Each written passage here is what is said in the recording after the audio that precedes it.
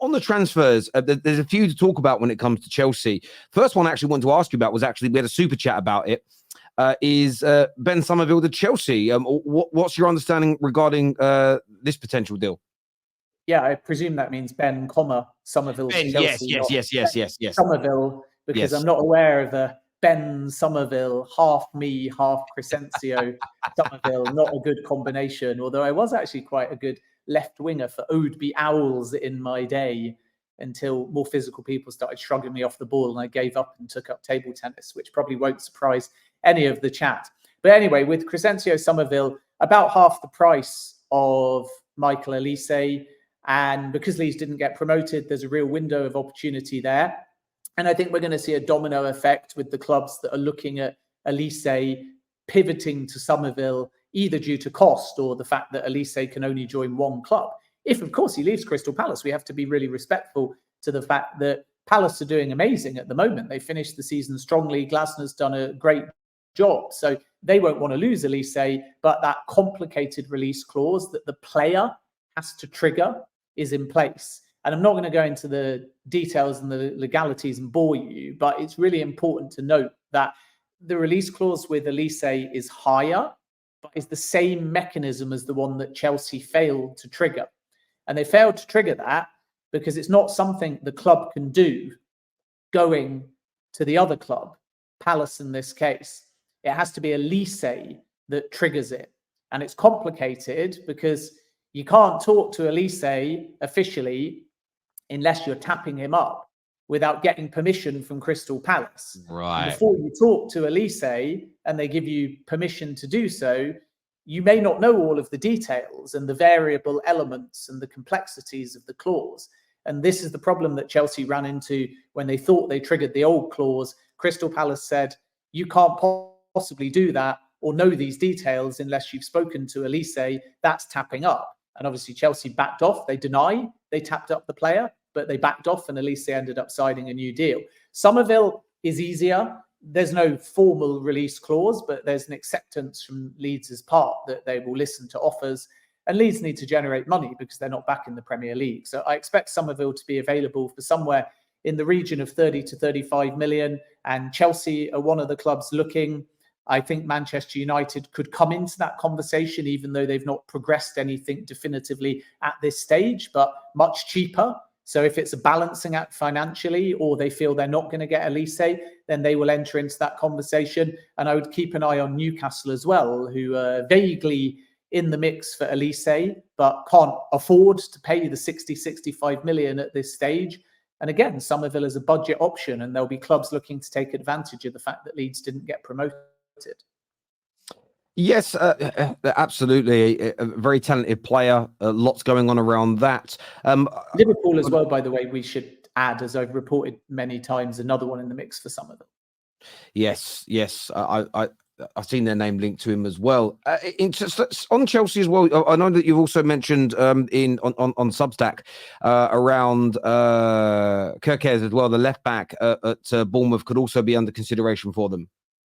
Yeah, I think we're going to have a mad rush for young, talented left backs. Milos Kirkos is open to a move, even though he's not been at Bournemouth that long.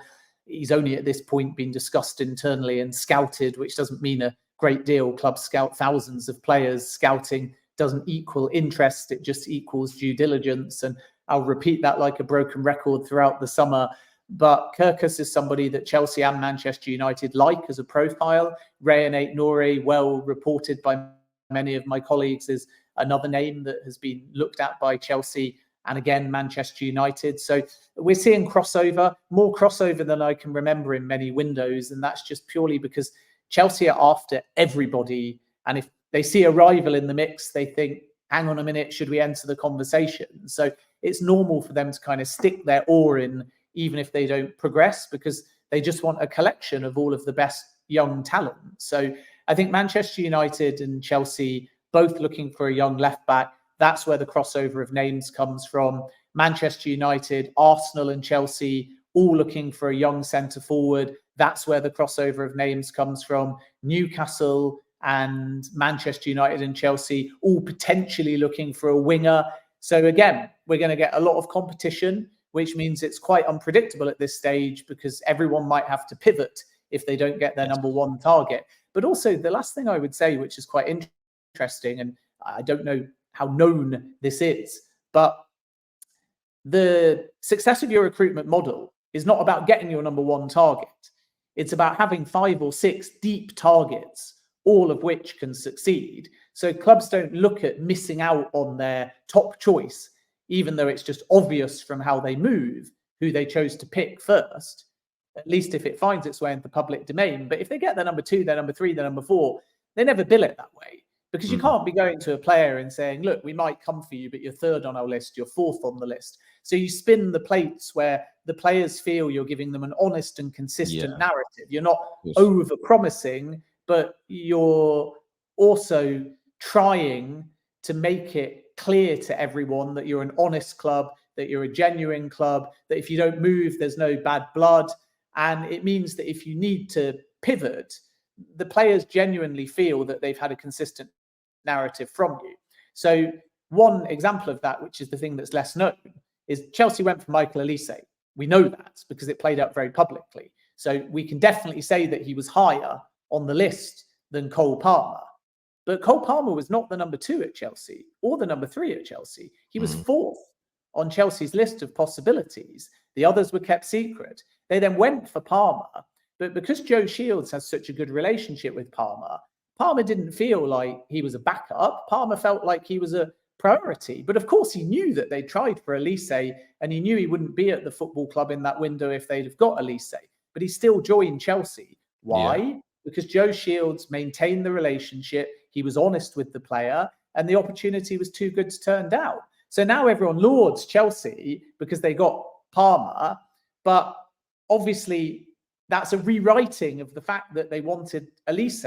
But that's good recruitment. It doesn't mean that they failed. It doesn't mean they missed out on other times. Yeah, absolutely. Which is why I always say to fans, oh, my team's been linked to 4 strikers. Nobody knows what's going on. It's probably because your club is speaking to 4 strikers, because you have to have, I mean, it's not even about missing out on someone because another club gets him. A player could be in training, and I remember it famously happening because it was caught on video with Ruud van Nistelrooy. Jumped up for a header in training, lands, and he ruptures his cruciate ligament. If you're doing no other due diligence on no other players, you're left flat-footed, and then you're in trouble as a club. So, yeah, I absolutely understand that. Striker-wise at Chelsea, Victor Osimhen seems to be... Osimhen is a deal that a lot of Chelsea fans were encouraged by, but it seems that is absolutely dead in the water. Is that your understanding?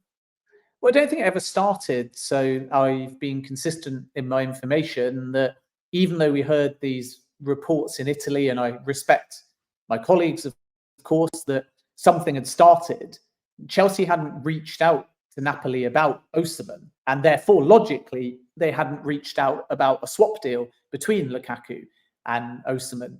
And I think that the trigger for that story came from the impending arrival of Giovanni Manna, the new sporting director at Napoli, who's joined from Juventus, who has, during his time at Juventus, been obsessed with Lukaku. And you may remember 12 months ago, before he joined Roma, it went into Juventus and finally Roma for Lukaku. Then you have Antonio Conte.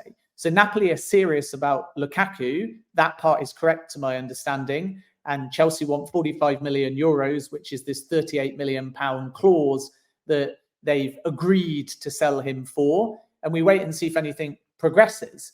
And I think that people put 2 and 2 together, maybe because intermediaries were involved in digging around, and assume that Chelsea might leverage Lukaku to try and get Osimhen. But they never actually started any negotiations for Osimhen. And at the moment, they don't plan to. They're looking in a different direction. And part of that, I think, is also the trust in Nicholas Jackson. He scored more goals than Didier Drogba did in his first season at Chelsea. And then when you add Cole Palmer's goals and the fact that a fit Christopher Nkunku will surely get into double figures, goals were not a problem for Chelsea last season. Conceding was the issue. A Premier League club record 63, I think it was. So they trust what they've got, and that will likely mean they pivot to a younger striker on way less wages. Because the Osimhen total cost is 100+ million release clause, which Napoli are demanding is paid, plus 250k a week, plus agent fees. Whereas there's other forwards out there that are a bit younger than Osimhen, can grow into a price tag, will be half the wage and have less agent fees. And this is where Chelsea are serious about Benjamin Sesko, and Arsenal are pushing, and those are the two to watch. And those are the clubs that really have been all in on Sesko since he was at Salzburg, let alone Leipzig. And then Manchester United, PSG, staying at Leipzig, all still possibilities as well. It's quite an open race. But Chelsea are serious about Sesko. And Evan Ferguson, as I reported months ago, and it's still the case, is another name appreciated. And he's not had the greatest of seasons, but that might mean he's available for a little bit cheaper on the market. And again, even if you paid a bigger number for Ferguson, and it will be a bigger number than Sesko, who's got this variable release clause that's currently at around 55 million. So it's gone up by about 10 million. But Ferguson will be more than that. I don't think he'll be 100 million anymore, but it'll be more than 55 million. But the wages, again, half Osimhen. Sesko's wages, half Osimhen. So there's value. And Todd Boehly confirmed something that I've said many times before, but he said it on record now, that Chelsea view these young talents as investments, not expenses, even if they're paying astronomical transfer fees, because they believe that they will grow into the price tag. And there's instances of Chelsea players that they've bought already that they don't want to sell, that they've had offers for more than they've paid for. Now, when we talk about investment, you can't only look at the transfer fee. You've got to look at the wage, the agent fee, any other costs whilst they stay at the club. Otherwise, you could still lose money, even if you get more than you've paid. But that's what Chelsea feel, that if they sign a Sesko, if they sign an Evan Ferguson, if it works, they grow into and above their price tag and they stay at the club for many years. If it doesn't work, you sell them and you still make a profit and you invest that back into your model. And that's kind of the Red Bull Group mentality.